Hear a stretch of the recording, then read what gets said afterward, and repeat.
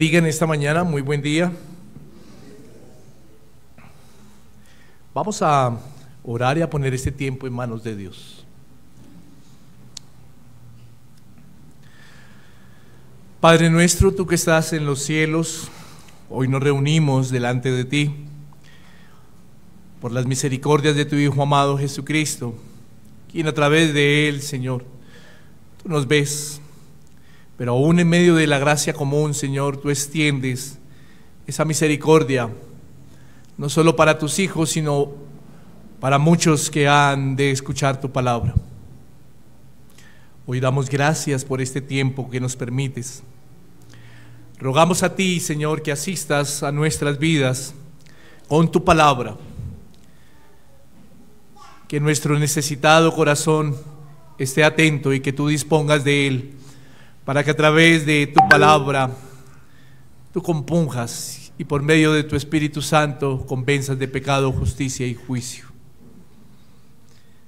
Abre nuestro entendimiento, trae luz a nuestras vidas y permite que tu palabra penetre hasta lo más profundo de nuestro ser. Y si hay algún argumento que ha querido oponerse, que sea la misma palabra, Señor, rompiendo, que sea la misma palabra, derribando argumentos, y que seas tú sustentándonos, instruyéndonos, exhortándonos, animándonos, preparándonos para toda buena obra, Señor. Ruego por mi vida, asiste mi vida, necesito de ti. Necesito, Señor, de ti. Es tu palabra la que va a ser expuesta. Por eso ruego a ti, Señor, que la gloria sea solo para tu nombre y que uses mi vida como un instrumento más, Señor, para que ésta sea expuesta, Señor, de una forma sana, transparente y sobria. Gracias te damos y en Cristo Jesús ponemos este tiempo y oramos. Amén.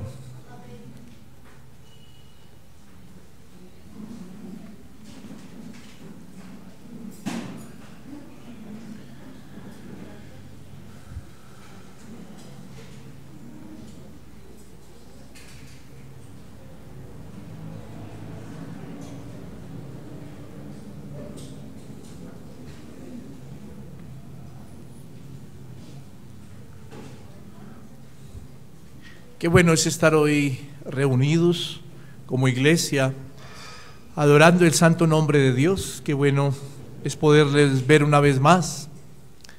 Y qué bueno es poder seguir perseverando en lo que la palabra nos enseña, en la enseñanza de la doctrina, en la comunión, en la oración y en los sacramentos.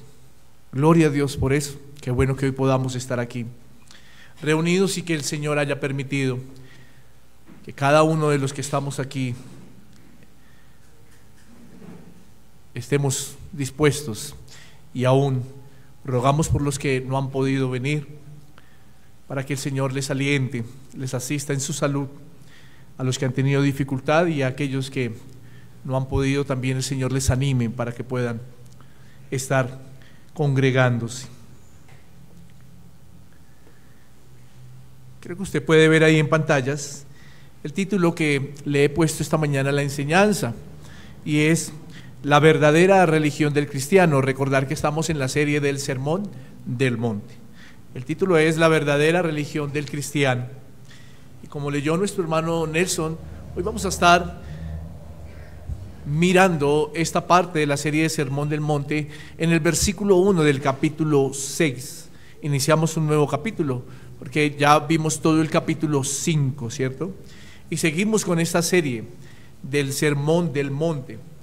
Y bueno es poder recordar lo que hemos visto a través de las enseñanzas sobre el capítulo o en el capítulo 5.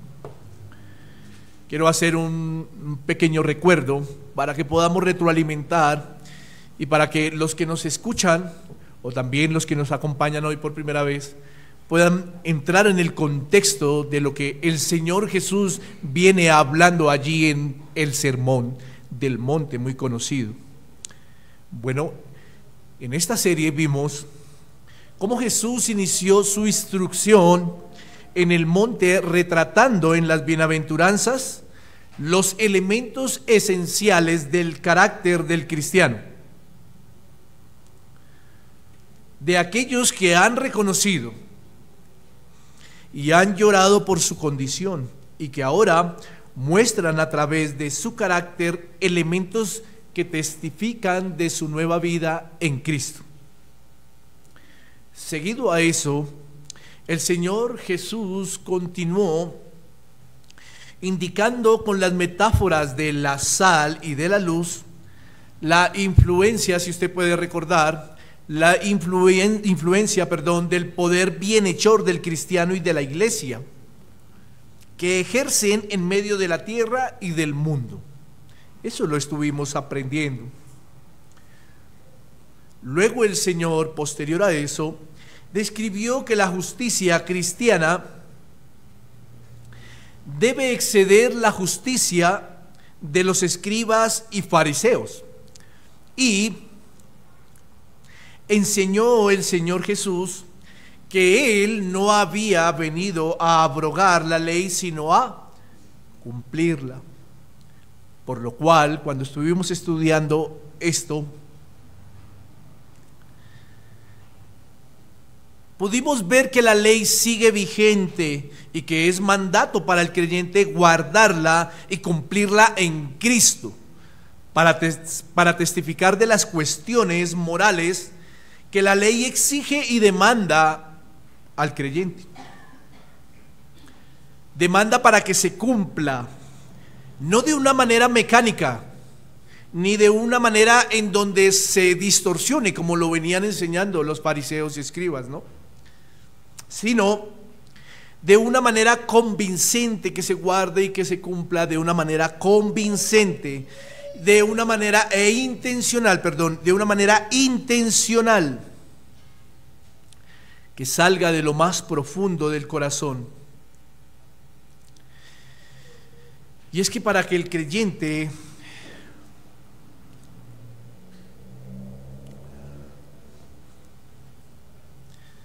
guarde la ley, debe entender que esta no es gravosa, debe entender que esta no es una carga para él. Porque la naturaleza del creyente es la plena identidad debe tener una plena identidad con su Señor, quien ha guardado toda la ley, y que en el ánimo de testificar de su nombre, el creyente debe seguir sus pisadas y andar como Él anduvo, como lo dice la Escritura. Ahora, al llegar a esta parte del sermón que vamos a estar mirando hoy en el capítulo 6, el Señor Jesús continúa su enseñanza haciendo énfasis en la justicia del creyente. Y es que una vez más quiero recordar lo que dice el versículo 20 del capítulo 5 de Mateo. El Señor dijo: porque os digo que si vuestra justicia no fuere mayor que la de los escribas y fariseos, no entraréis en el reino de los cielos. Ahora, al detenernos bien, el Señor Jesús había hecho referencia a la justicia del creyente en estas palabras, a la justicia del creyente, relacionándola con la bondad, con la pureza, con la honestidad y con el amor. Posterior a estas palabras, usted puede ver que el Señor Jesús, como lo vimos en las enseñanzas pasadas, presenta antítesis de cómo interpretaban los escribas y fariseos la ley y cómo la enseñaban. Y estas cuestiones tenían que ver con la bondad, con la pureza, con la honestidad y con el amor. Por eso, cuando el Señor Jesús pronuncia de primera mano que vuestra justicia debe ser mayor que la de los escribas y fariseos, está relacionándola con esto, con la bondad, con la pureza, con la honestidad y con el amor. Y esto refiere a una justicia moral, a una justicia moral. Ahora, como bien lo leímos y como lo vamos a estar estudiando en este primer versículo, en esta parte el Señor Jesús hace referencia también a la justicia. Note que su énfasis sigue siendo la justicia, pero hace referencia a la justicia sobre temas relevantes e implícitos en la vida religiosa del creyente. Más adelante vamos a estar estudiando eso. Esta es la introducción. Pero ¿qué temas relevantes e implícitos? Más adelante usted puede ver que tienen que ver con la limosna, la oración, el ayuno y la palabra. Ahí en ese mismo capítulo 6 de Mateo. Entonces podemos ver que Jesús pasa de hablar de la justicia moral a la justicia religiosa, pero su énfasis sigue siendo la justicia. Lo que deseo es que podamos identificar a través de esto y podamos aclarar a través de esto que no existen dos tipos de justicias, porque vendrá ese pensamiento a nuestra mente. No existen dos tipos de justicias en la vida del cristiano, sino más bien debemos entender lo que el Señor Jesús deseó enseñar en ese momento y desea enseñar a su iglesia, y es que la justicia cristiana tiene estas dos esferas o estas dos dimensiones: moral y religiosa. Moral y religiosa. Y que en la vida práctica cristiana, en medio de estas dos dimensiones, óigame bien, la justicia moral va ligada y en dependencia de la justicia religiosa. Y la justicia religiosa va ligada y en dependencia de la justicia moral. No es que hayan dos tipos de justicia, es que el Señor está hablando de la justicia cristiana del creyente desenvuelta en dos dimensiones: moral y religiosa. Para hacerme entender un poco más, quisiera ejemplarizar esto que estoy diciendo de la siguiente manera. Algunos piensan y sostienen que su deber principal como cristianos es guardar la justicia religiosa, guardarla como creyentes. Algunos piensan eso, al punto de caer en una práctica religiosa en donde sus corazones y mentes se consuelan solo con ser creyentes nominales.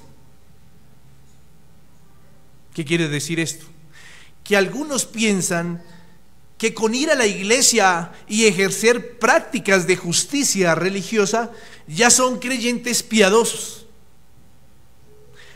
Pero, aquí viene un pero su justicia moral, todo lo que vimos a través de las antítesis que el Señor explica en Mateo 5, que estuvimos estudiando, pero su justicia moral es incoherente, puesto que sus vidas en sus casas, en sus trabajos, en sus estudios, ante la sociedad, no resalta esa bondad, pureza, honestidad y amor. ¿Me hago entender? Pero aquí viene lo otro. Por otra parte, encontramos a algunos que dicen ser creyentes y se consideran con ser bondadosos, puros, honestos y amorosos, y dicen que es muestra de una verdadera justicia, pero desligan esta justicia de las demandas que trae la justicia religiosa. Son aquellos que dicen que no necesitan de una iglesia. Quiero decir algo, que hay algunos por ahí más osados que creen que ir a la iglesia pero no hacer parte de ella activamente, y ven a la iglesia de Cristo sin su real importancia y se comportan aparentemente como buenos creyentes cristianos, pero no obedecen las implicaciones que hace el Dios de la justicia, no oran frecuentemente, no se alimentan de la palabra frecuentemente, no adoran al Señor, están desligando totalmente la justicia religiosa de la justicia moral. Encontramos estas dos partes. Por eso es necesario aclararlo, porque el Señor, cuando está enseñando allí en el Sermón del Monte, sigue haciendo el énfasis de la justicia. Sigue haciendo el énfasis de la justicia. Por eso dice, iniciando o en la introducción de este capítulo 6, para hablar de estos temas de la justicia religiosa, por eso dice, guardaos de hacer vuestra justicia delante de los hombres. ¿Pero de cuál justicia? Si ya habló de una. Y no es que hayan dos, espero me entienda. Ya habló de la esfera o de la dimensión de la justicia moral. Ahora voy a hablar de otra práctica de justicia, que tiene que ver con la justicia cristiana o la justicia del creyente. Pero déjeme decirle algo en esta mañana, mi querido hermano. Es algo incoherente esto que acabamos de decir, puesto que nadie puede ser moralmente bueno, nadie puede ser moralmente justo sin haber sido declarado justo por el Dios al cual se está ligado para llevar una vida de justicia religiosa. Y nadie puede ser religiosamente justo y llevar una vida moralmente contraria a lo que dice creer. ¿Me hago entender? Nadie puede decir que Cristo le ha justificado y su justicia moral es totalmente contraria a lo que Él ordena, el Dios de la justicia. Nadie puede decir que es moralmente justo cuando en las cosas que demanda la ley moral su vida es incoherente en practicándola o guardándola. Santiago, más adelante en su carta, lo desglosa de esta manera. Leamos Santiago capítulo 2, versículo 14 y luego 17 al 18. Versículo 14 dice: hermanos míos, ¿qué aprovechará si alguno dice que tiene fe y no tiene obras? ¿Podrá la fe salvarle? Recordemos que Santiago aquí no está hablando de una fe salvadora como la que habla Pablo en Romanos, pero sí habla del fruto de la fe que lo ha salvado. Versículo 17: así también la fe, si no tiene obras, es muerta en sí misma. Pero alguno dirá: tú tienes fe y yo tengo obras. Muéstrame tu fe sin tus obras y yo te demostraré mi fe por mis obras. Nota la relación de la justicia moral con la justicia religiosa. Uno que dice tener justicia religiosa tiene fe, pero sus obras son vistas a través de la justicia moral. Y espero me entienda, el Señor Jesús no está enseñando, una vez recalco esto, no está enseñando que hay dos tipos de justicias, no, sino que la justicia del cristiano está o se ve en dos dimensiones. Y es que el Señor Jesús ahora lo que desea dejar en sus seguidores es a no conformarse con una vida moralmente buena o con una vida religiosamente buena, sino más bien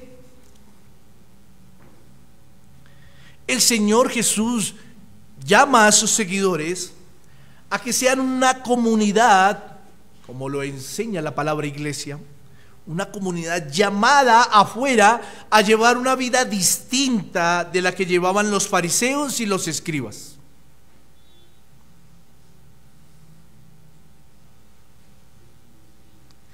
Y que esta iglesia o el creyente en su vida práctica, tanto en la justicia moral como en la justicia religiosa, debe residir totalmente en una verdadera justicia cristiana. Y esto no se evidencia solo de una manera externa, sino se evidencia de una manera íntima, interna, dentro del corazón. Por eso cuando un creyente dice creer, sus evidencias no son solo externas.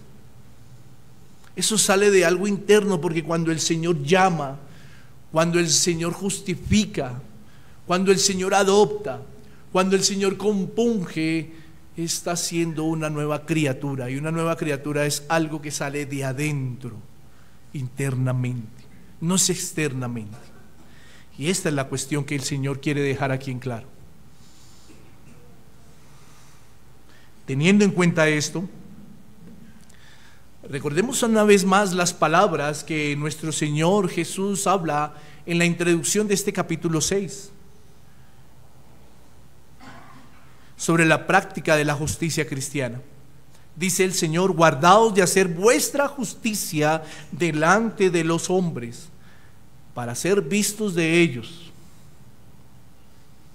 De otra manera no tendréis recompensa de vuestro Padre que está en los cielos. Y es que cuando el Señor dice estas palabras, allí en el Sermón del Monte, Él sabe que sus oyentes son personas que han creído ser moralmente buenos. Él sabe que sus oyentes son personas que han creído ser religiosamente buenos. Él sabe quién está al frente escuchando. Y Él sabe quién hoy iba a estar al frente escuchando o leyendo. Pero recordemos algo, mis queridos hermanos. Muchos habían creído allí en ese momento en sus palabras. En Mateo 4 podemos ver esto.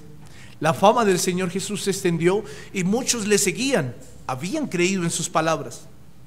Y ahora en el régimen de nuestro Señor Jesucristo, Él les está recordando una vez más. Les está recordando una vez más, porque no era que fuese nuevo, sino les está recordando una vez más lo que Él ha ordenado desde el principio. Ahora, al recordarle esto, implica, cuando el Señor Jesús está hablando, al recordarle esto, implica que estos ahora creyentes, estos ahora que han creído en las palabras del Maestro, no deben caer en las mismas prácticas que por mucho tiempo habían ejercido muchos de ellos en su vida anterior, o que por mucho tiempo había ejercido el pueblo israelita. ¿Por qué? Porque sus ojos ahora habían sido abiertos en cuanto a la justicia real del creyente, en cuanto a la justicia cristiana, en cuanto a la justicia de uno que ha creído.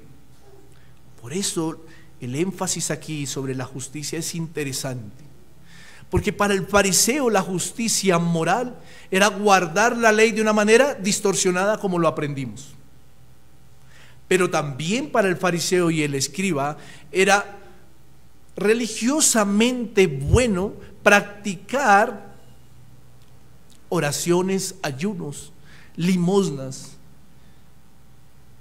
y aún la ley del Pentateuco o de los profetas o de los salmos, de una manera en donde el Señor Jesús estaba evidenciando algo que se hacía, y era por agradar ¿a quién?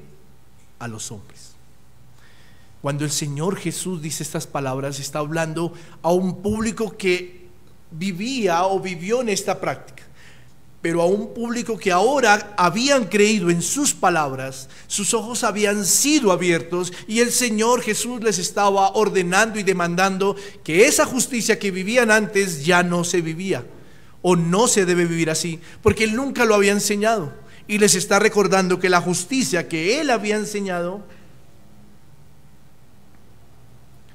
es la que tienen que vivir, y es la justicia real del cristiano en las dos dimensiones, moral y religiosa. Entendiendo esto, implica algunos puntos, o bueno, 2 puntos que vamos a mirar en esta mañana para poder entender las palabras del Señor Jesús en esta introducción del capítulo 6. Y la primera, o el primer punto es, la verdadera religión se guarda para Dios, mas no para los hombres. La verdadera religión se guarda para Dios, mas no para los hombres. Y es que para entender un poco más esto, bajo la premisa que le estoy dando en este primer punto, quiero invitarlo a que recordemos qué es religión. Pues le digo, para entender un poco bajo la premisa que le estoy dando en este primer punto. Y recuerde, es la verdadera religión. La verdadera religión se guarda para Dios, mas no para los hombres. Quiero que recordemos qué es religión. Por si no lo sabían, la palabra religión aparece en el Nuevo Testamento 4 veces. 4 veces. Y su significado tiene que ver con estar ligado a, o tener reverencia o temor de. Su significado es estar ligado a, o tener reverencia o temor de. Entendiendo esto, podemos ver que lo que implica las palabras de Cristo en el sermón para sus seguidores, entendiendo esto. ¿Por qué? Porque tal parece que muchos evidenciaban su religión de una manera donde los ojos de los hombres fuesen los primeros por deslumbrar y glorificar. Y eso era lo que estaba pasando allí. Por eso el Señor Jesús introduce a este tema de la justicia religiosa esto: guardar la práctica de la justicia. Muchos practicaban su vida religiosa con el ánimo de deslumbrar los ojos de los hombres. Muchos. Es por eso que en los versículos 2, 5 y 16 del capítulo 6, el Señor, en cuanto a la justicia religiosa, usa la palabra hipócritas. Si usted lo puede ver ahí en su escritura, en los versículos 2, 5 y 16, el Señor usa la palabra hipócritas, porque muchos practicaban una vida religiosa para ser admirados por los hombres. Querían deslumbrar los ojos de los hombres.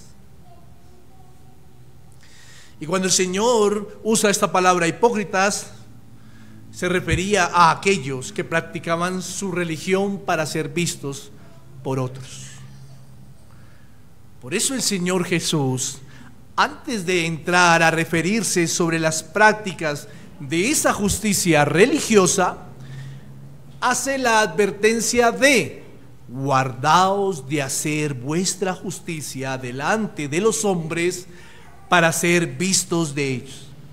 Y quiero decirle algo en esta mañana a mi amada iglesia y mi querido amigo. Esto que dice el Señor aquí implica una advertencia, pero también implica un mandato para el creyente.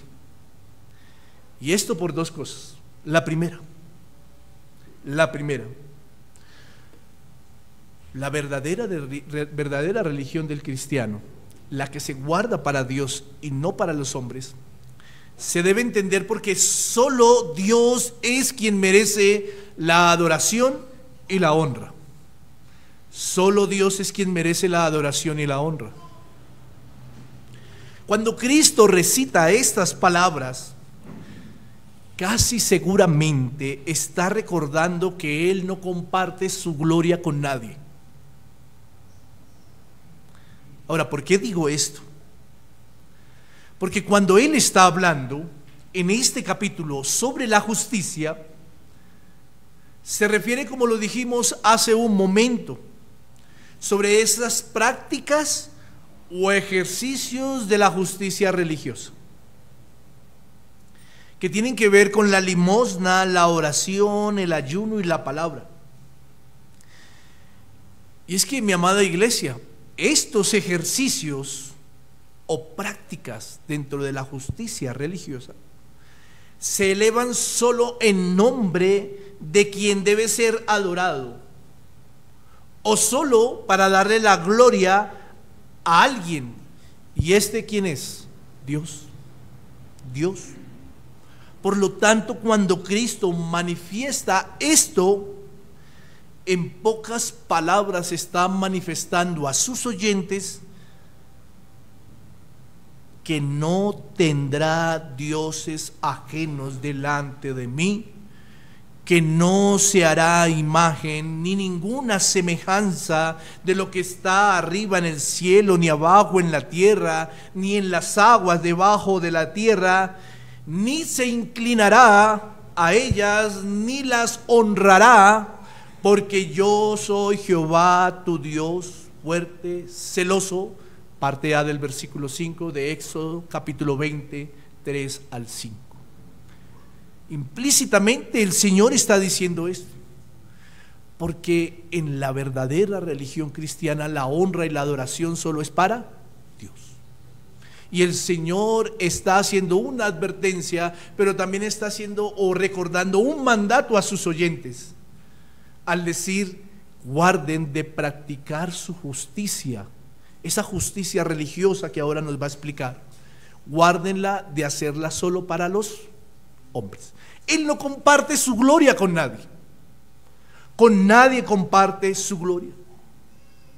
Y es que cuando la justicia religiosa se practica para agradar a los hombres, para ser vistos por ellos, para buscar la aceptación de los hombres, para generar una imagen ante los hombres, para ser reconocido delante de los hombres, se está idolatrando a la criatura, y además de eso la misma criatura se idolatra a sí mismo. A sí mismo. Ahora, quisiera también aclarar algo.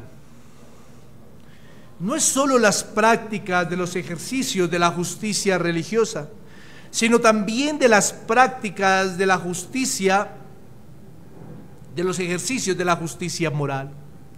En pocas palabras, las prácticas de los ejercicios de la justicia cristiana no deben ser ejercidas con el ánimo de agradar al hombre. Los fariseos distorsionaron la ley con el ánimo de agradar al hombre y con el ánimo de tener más adeptos en medio del dominio del imperio romano. Estos fariseos que habían distorsionado la ley también practicaban su religión de una manera hipócrita para ser vistos por los hombres. Y es por eso que Cristo hace esta advertencia y también les recuerda que es un mandato, que guarden de practicar la justicia hacia o delante de los hombres para ser vistos por ellos. Él es el único que merece la adoración, el único que merece la honra, es Jehová Dios. Y es Él quien ha creado al hombre con el único propósito de adorarle y darle la gloria a Él. El profeta Isaías dice en el capítulo 43, versículo 7: todos los llamados de mi nombre, para gloria mía los he creado, los formé y los hice. ¿Si nota el propósito con el cual Dios creó al hombre? ¿Sí lo nota?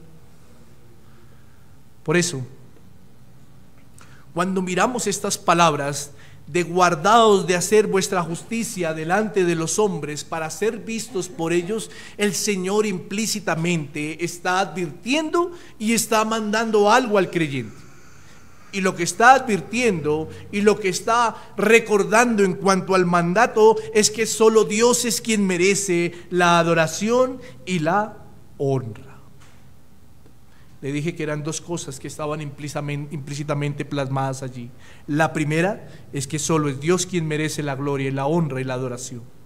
Y la segunda es que el corazón del hombre es una fábrica de ídolos. El corazón del hombre es una fábrica de ídolos. Esta es una frase muy conocida, creo que muchos la han escuchado, y fue dicha por el teólogo reformador Juan Calvino. Y quise colocarla aquí en la segunda implicación que trae esta advertencia que hace el Señor Jesús. ¿Por qué? Porque cuando el Señor Jesús ordena que el creyente debe guardarse de hacer la justicia delante de los hombres para ser visto por ellos, el Señor Jesús está desnudando el corazón del hombre y está recordando que el corazón de la criatura es vanidosa y es orgullosa.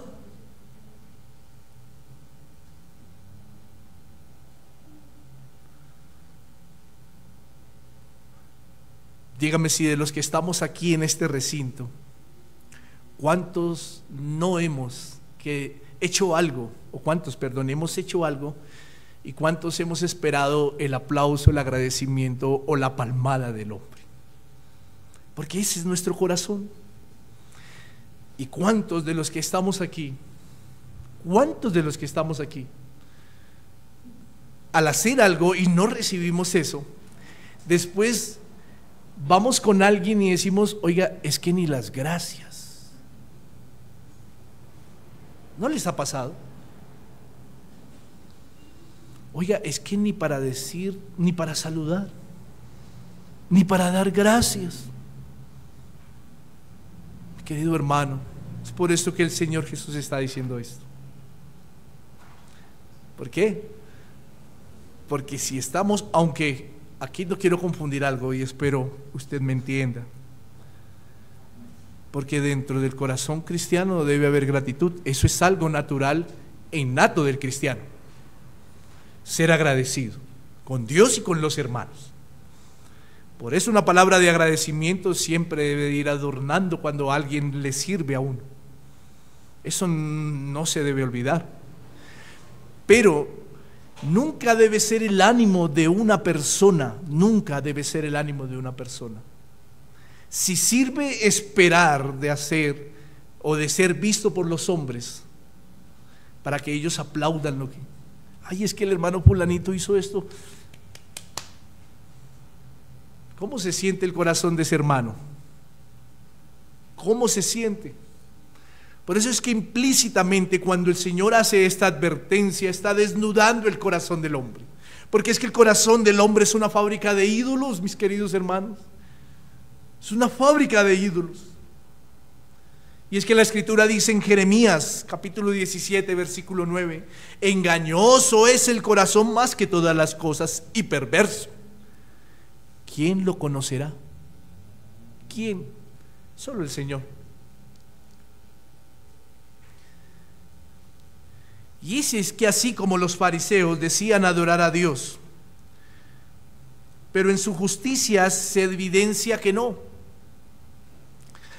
así también hay muchos que dicen ser creyentes, pero su corazón está lleno de orgullo y de vanidad, porque es engañoso. Y las prácticas que estos creyentes ejercen muestran el ánimo de a quién va dirigido su servicio y su adoración. Cristo, al decir estas palabras, deja por sentado que implícitamente el corazón del hombre va a estar caminando por la cornisa en cuanto a la práctica de la justicia cristiana. Porque en su naturaleza pecaminosa, el hombre siempre va a querer verse afectado por los pensamientos que tengan los demás por él. Siempre. Pablo dijo a los romanos en el capítulo 12 de su carta, en el versículo 3: digo pues por la gracia que me es dada a cada cual que está entre vosotros, que no tenga más alto concepto de sí del que debe tener, sino que piense de sí con cordura, conforme a la medida de fe que Dios repartió a cada uno. Esto es interesante, ¿sabe por qué? Porque también el apóstol replica con sus palabras a los creyentes en Roma lo que Cristo estaba tratando de decir también allí en el Sermón del Monte.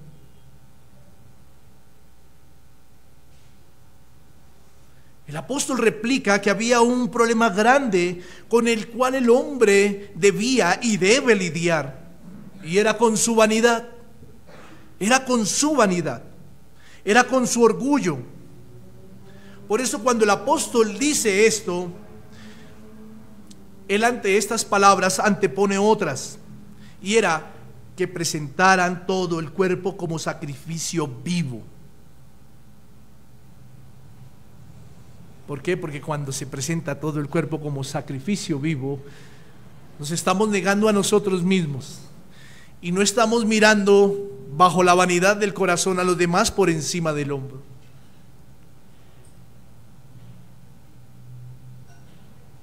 Así como lo dijo a los romanos, también lo dijo a los filipenses el apóstol Pablo. Filipenses capítulo 2, versículo 3. Nada hagáis por contienda o por vanagloria. Nada hagáis por contienda o por vanagloria, antes bien con humildad, estimando cada uno a los demás como superiores a él mismo. ¿Lo nota? Estas palabras usadas por el apóstol replican el ánimo de Cristo en su sermón, al dejar ver al creyente que el corazón siempre va a estar inclinado por fabricar ídolos a su medida. Un aplauso y reconocimiento por allí, una queja si no hubo aplauso y reconocimiento, una leve comparación porque cree que sabe algo, pero a fin de cuentas no sabe nada, como dice la Escritura. Mientras que el corazón de un creyente, o en el corazón de un creyente esté el ánimo de los aplausos y agradecimientos y reconocimientos de los hombres, su justicia cristiana no es verdadera, sino es vana. Su religión es manchada y no es sin mácula. Es por eso, mi querido hermano, que la verdadera religión se guarda para Dios, porque el creyente ha entendido que Dios es el único que merece la honra, y porque también el creyente ha entendido que su corazón necesita ser reformado todos los santos días que Dios le provee, y necesita ser reformado a través de las prácticas de la justicia, y esta las encuentra ¿en dónde? En la palabra. Por eso el Señor santifica con su verdad. Su palabra es verdad.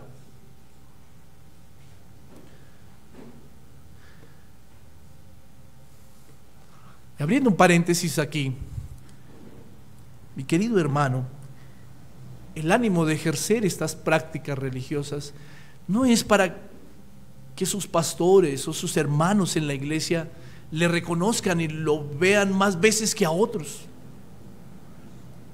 No. Guarde de practicar estas justicias para agradar al hombre. Guárdese, esa es la advertencia que da Dios. Pero también está recordando el mandato que Dios no comparte su gloria con nadie. Y en medio de esta advertencia, como lo dije hace un momento, está desnudando el corazón del hombre. Porque el hombre o el corazón del hombre es una fábrica de ídolos. Siempre lo va a ser. Eso me lleva a un segundo punto general. Y es que la práctica de la verdadera religión trae recompensa. La práctica de la verdadera religión trae recompensa. Pero quiero comenzar diciendo esto. Quiero comenzar diciendo algo interesante y también aclaratorio para cada uno de nosotros y también para los que nos escuchan. No sea que piensen que tenemos una doctrina arminiana. Lo primero que quiero aclarar es que nuestras obras no son dignas para nuestra salvación. Nuestras obras no son dignas para nuestra salvación, porque solo es la obra de Cristo la única digna de nuestra salvación. Eso es lo primero que quiero aclarar. Lo segundo que quiero aclarar, antes de mirar este punto, es por qué somos salvos. Nuestras obras son fruto de nuestra verdadera fe. como lo miramos hace un momento y como lo leemos allí en Santiago. Nuestras obras son fruto de nuestra verdadera fe, de la verdadera religión. Pero esto no debe llevar al creyente, óigame bien, mi querido amigo y hermano, esto no debe llevar al creyente a ejercer las obras esperando algo a cambio. Esto no debe llevar al creyente a ejercer las obras por un interés como lo enseña la doctrina arminiana. No. Hago esto, pero espero esto. No. Esto es bueno aclarar esto. Antes de tocar el punto de la práctica de la verdadera religión, trae recompensa. Aclarar que nuestras obras no son dignas de nuestra salvación, sino solo la obra de Cristo. Y aclarar que por más buenos, justos, bondadosos, moralmente y religiosamente nuestra práctica, por más que tratemos y seamos de ser obedientes al Señor, que así debe ser, no lo hagamos esperando algo a cambio. No lo hagamos por interés. Jamás. Ahora, aclarando esto, miremos las palabras de nuestro Señor Jesús en esa parte B del versículo. ¿Qué dice? De otra manera, no tendréis recompensa de vuestro Padre que está en los cielos. De otra manera, no tendréis recompensa de vuestro Padre que está en los cielos. Ahora, implícitamente el Señor deja ver que aquel que practica una religión verdadera tendrá una recompensa del Padre que está en los cielos. Implícitamente esto nos muestra el pasaje. Aquel que practica una religión, una justicia verdadera mayor que la de los fariseos, una justicia cristiana verdadera, tendrá recompensa del Padre. Pero viene una buena pregunta. ¿Cuál es la recompensa para el que no practica su justicia por agradar al hombre, sino dando la honra a Dios? ¿Cuál es la recompensa?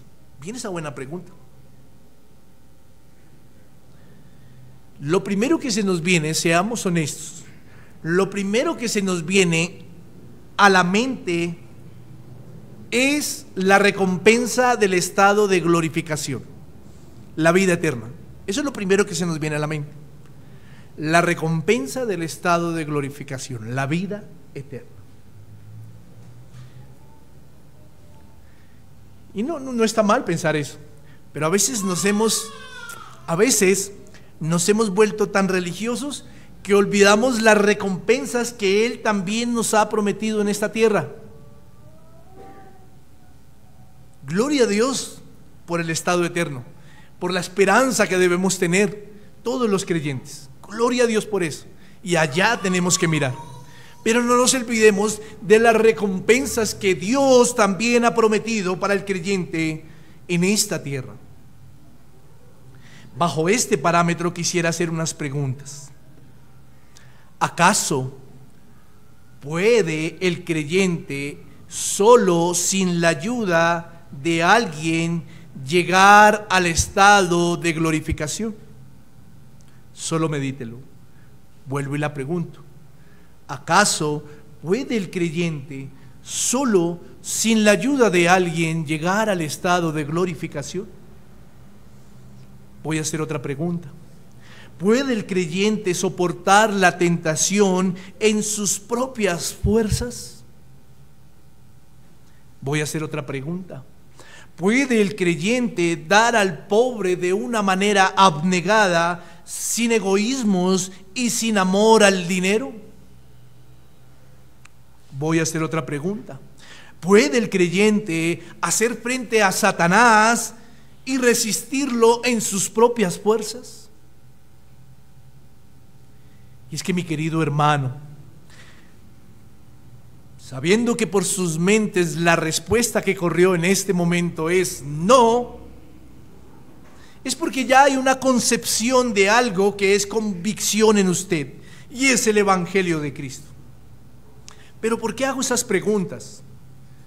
Porque tienen que ver con las prácticas de la justicia religiosa, o la justicia religiosa, que el Señor va a seguir mencionando en el capítulo 6. Después de estas palabras introductorias. ¿Y cuáles son esas prácticas? La limosna, la oración, el ayuno y la palabra.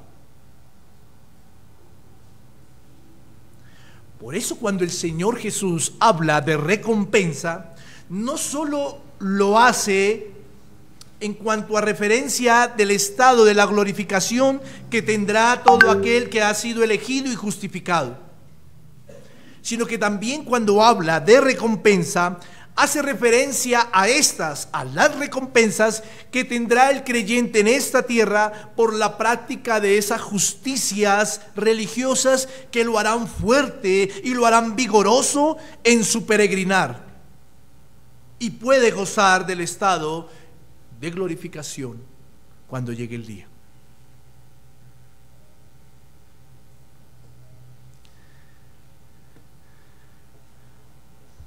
Cuando el Señor Jesús habla aquí de recompensas, habla de que aquel que lleva una religión verdadera será recompensado. Ya dijimos que la mayor recompensa para el creyente es el estado eterno.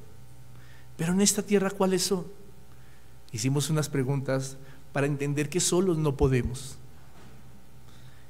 Pero en esta práctica de la justicia religiosa entenderemos que el Señor nos recompensa a diario cuando las hacemos sin glorificar, adorar al hombre, sino a Él, cuando las hacemos para Él, porque Él nos dará las fuerzas y el vigor para poder gozar del estado eterno que Él nos ha prometido. Quiero nombrar unas. Cuando un creyente persevera en la oración, su recompensa será que no caerá en la tentación. Cuando un creyente persevera en la oración, su recompensa será que no caerá en la tentación. Bien lo dijo el Señor en Mateo 26:41. Velad y orad para que no entréis en tentación. El espíritu a la verdad está dispuesto, pero la carne es débil. Quiero hacerle una pregunta, mi querido hermano. En la vida justa de un cristiano, ¿acaso no será una gran recompensa no caer en una tentación? ¿Usted qué piensa? Eso es una gran recompensa. ¿Cuántos luchan con la tentación? ¿Cuántos no se han mirado? ¿Cuántos no se han arrodillado al Señor a decirle: Señor, ayúdame, no puedo más?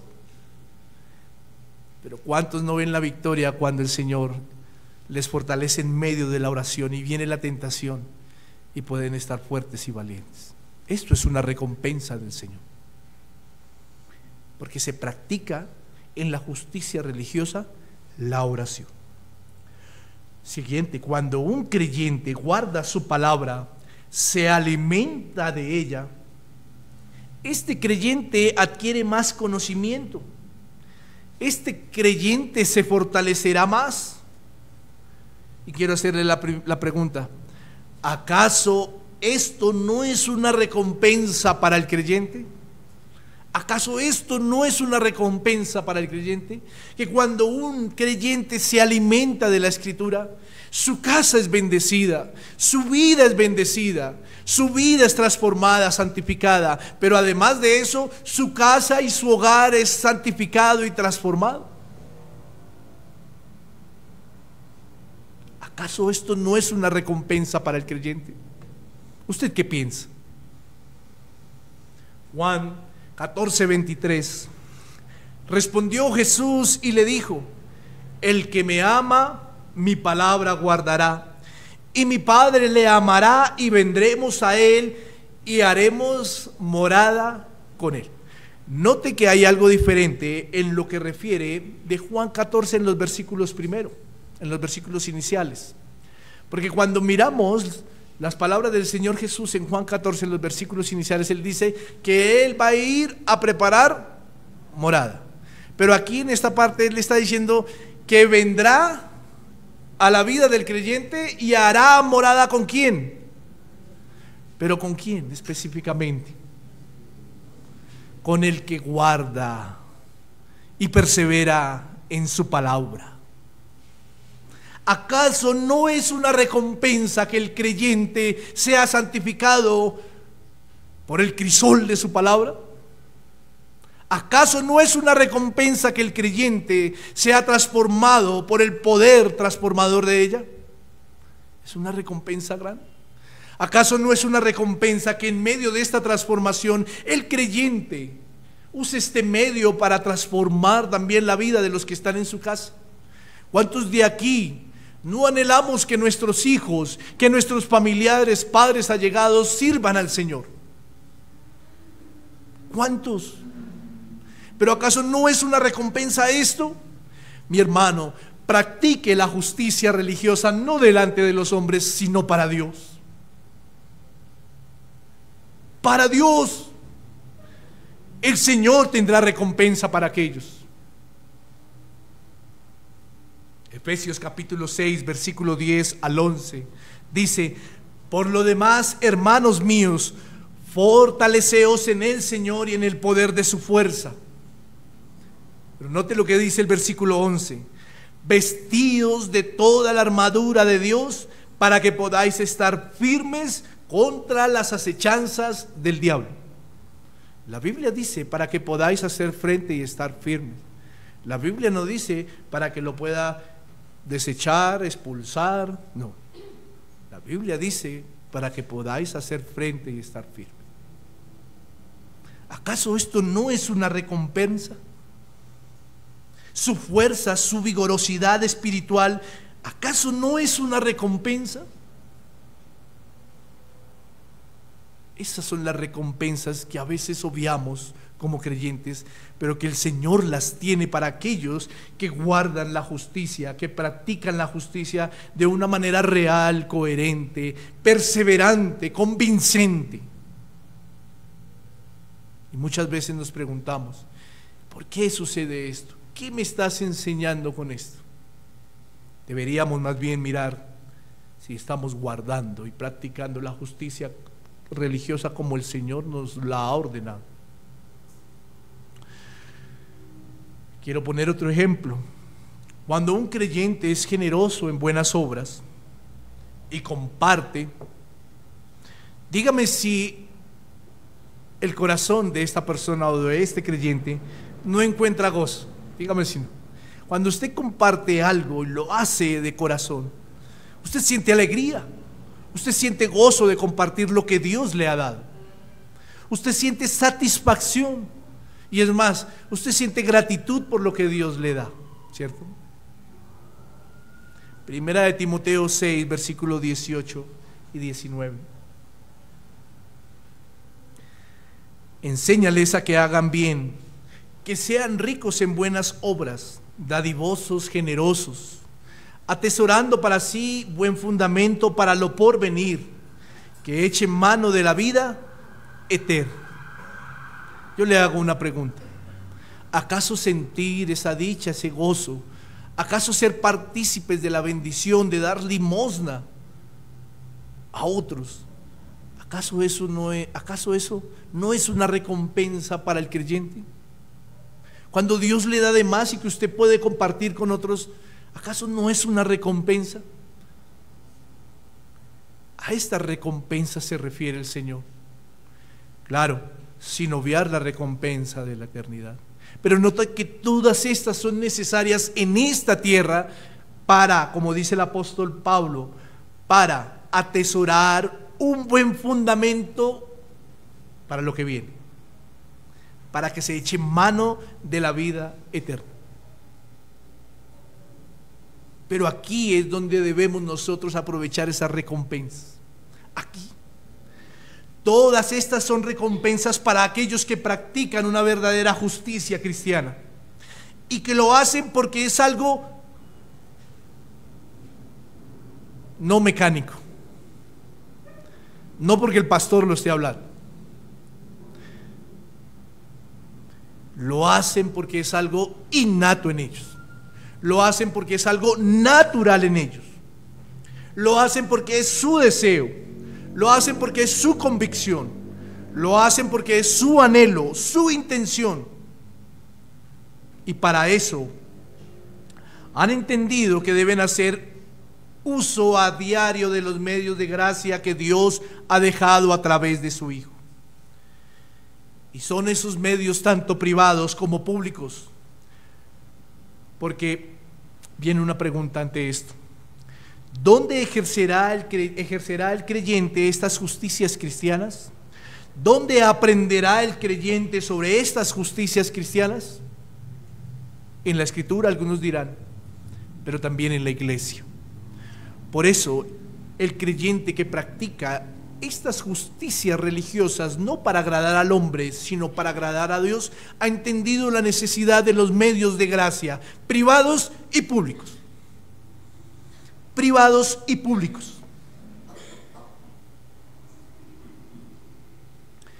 Es por eso, mi querido hermano, ya para finalizar, que la verdadera religión cristiana es aquella donde Cristo gobierna los corazones, donde el creyente, en reciprocidad de la unión con Cristo, se esfuerza por guardar sus palabras, se esfuerza por guardar sus órdenes y se esfuerza por perseverar en ellas, pero no de una manera mecánica, como lo dije hace un momento, sino de una manera orgánica y convincente, no esperando nada a cambio, porque Cristo su Señor ya lo dio todo por él. Y esa es la mayor recompensa. Esa es la mayor recompensa para un creyente que pueda tener: ser librado de la condenación eterna. Esa es la mayor recompensa. Por eso, aquellos que nos están escuchando, que no han creído en Cristo, quiero decirle en esta mañana: la mayor recompensa para su vida no es lo material. No es que Cristo venga a cambiarle la circunstancia o la situación que usted o esa persona está viviendo. No, la mayor recompensa para esa persona que el Señor está llamando a través del Evangelio es que hay un decreto de condenación.